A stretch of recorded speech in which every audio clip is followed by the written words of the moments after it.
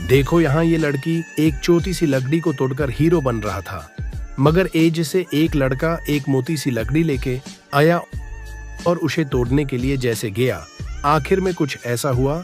ये देखने से पहले बेटा, मुझे इग्नोर मत करना। इस वीडियो को लाइक करके चैनल को सब्सक्राइब कर देना और जितना हो पाए ज्यादा से ज्यादा शेयर कर दो, नहीं तो तुम्हारा माँ मर जाएगी। अगर तुम तुम्हारे माँ को पसंद करते हो तो जरूर करोगे। आखिर में वो लड़का उनको उल्लू बना के यहाँ जो पैसा रखा हुआ था वो लेके भाग गया।